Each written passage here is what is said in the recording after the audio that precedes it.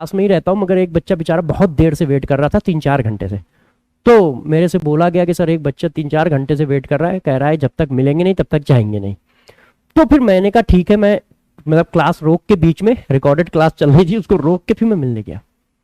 यकीन का ही बच्चा था, आपके ही बैच का। तो उसने एक प्रॉब्लम बताई। क्या प्रॉब्लम बताई जरा समझिए।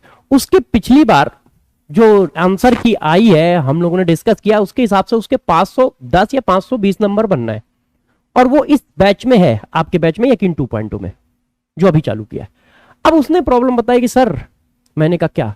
तो कहा सर थोड़ा सा प्रेशर आ रहा है। मैंने कहा किस बात का प्रेशर आ रहा है? तो उसने बताया कि सर रिश्तेदारों का प्रेशर आ रहा है, वो कह रहे हैं ये कर ही नहीं पाएगा, ठीक है, मोहल्ले वाले ये कह रहे हैं ये कर ही नहीं पाएगा, तो इस वजह से मेरे को थोड़ा सा प्रेशर फील हो रहा है, बहुत दिक्कत आ रही है। तो मैंने कहा घर वाले क्या कह रहे हैं?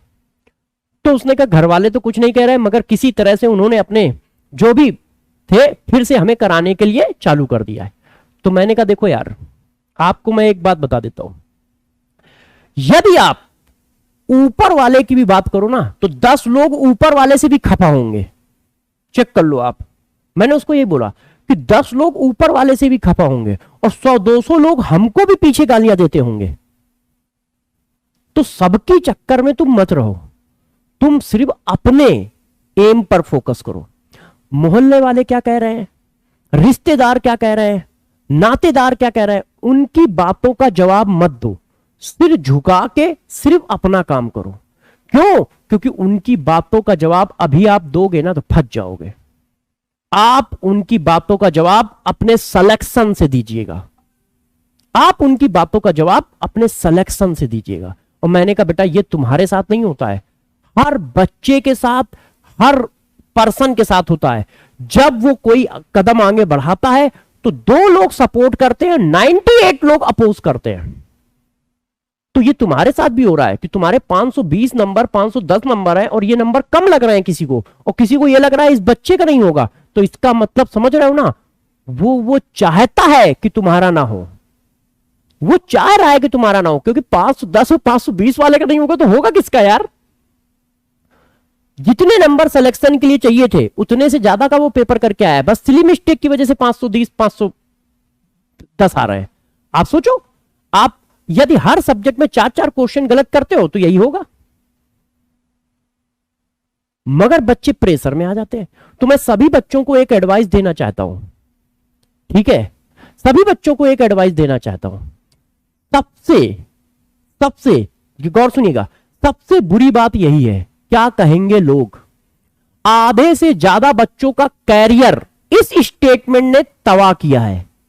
आधे से ज्यादा बच्चों का कैरियर इस स्टेटमेंट ने तबाह किया है। क्या क्या कहेंगे लोग, इस स्टेटमेंट में। इसकी वजह से आधे से ज्यादा बच्चे बेचारे अपना कदम आगे बढ़ा ही नहीं पाते हैं। वो कंपटीशन की तैयारी नहीं कर पाते हैं, या किसी और चीज की तैयारी ही नहीं कर पाते हैं, या कुछ वो नया करना चाहते हैं तो कर ही नहीं पाते हैं। क्यों? उनको सबसे पहले ये डर सताता है, लोग क्या कहेंगे, लोग क्या कहेंगे। तो मैं सभी बच्चों को ये बात बताना चाहता हूं, लोग जाएं भाड़ में, उनके कहने से आपको कोई फर्क नहीं पड़ना चाहिए।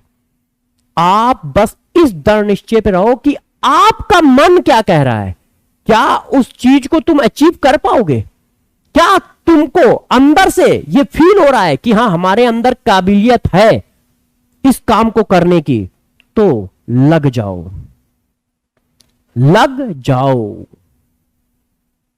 रिश्तेदारों की, नातेदारों की, मोहल्ले वालों की, दोस्तों की परवाह ना करो, तुम जी जान लगा के लग जाओ।